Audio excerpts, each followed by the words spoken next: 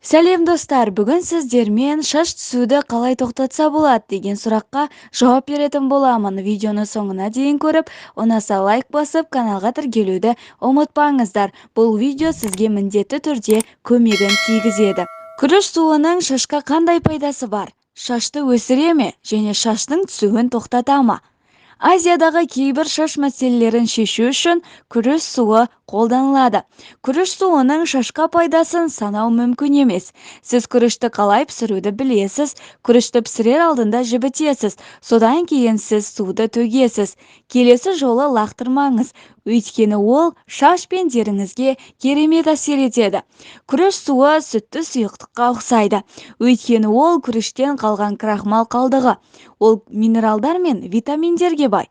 Күріш суының шашқа пайдасы. Олардың бірі шаштың денсаулығын жақсарту. Сондай-ақ ағзадағы қан айналымын тездетеді. Бұл тері жасушаларының өсуіне көмектеседі. Бұл теріні жас етеді. Күріш суы шашқа пайдалы ма? Бұл шашқа өте ыңғайлы. Зерттеулер көрсеткендей, оның құрамында зақымдалған шашты қалпына келтіретін инозитол көмірсу бар. Инозит күріш суы шашты жуғаннан кейін де шашта қалады.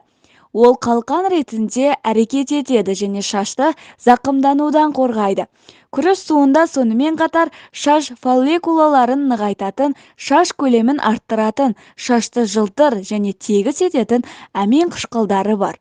Бұл табиғи және ешқандай жанама әсерлері жоқ. Күріш суының шашқа қандай пайдасы бар? Бұл пайдалы судың құрамында икемділікті қамтамасыз ететін және беттік үйкелісті азайтатын инозит көмірсуы бар. Күріш суының шашқа пайдасы ол шаштың түсуін азайтады.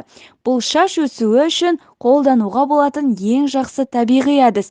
Әсіресе күріш суының құрамындағы амин қышқылдары шашты қалпына келтіруге көмектеседі, шашты тез өсіреді.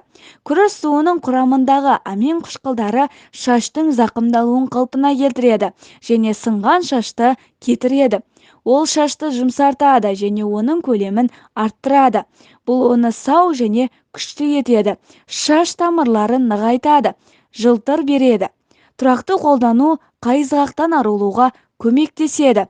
Күріш суының құрамындағы крахмал бит және биттерді бірден жояды. Егер сіздерге бүгінгі видеом пайдалы болған болса, видеоны өз құрбы-құрдастарыңызға таратып, олардың да мәселесін шешуге бір болса да көмегін тигізіңіздер.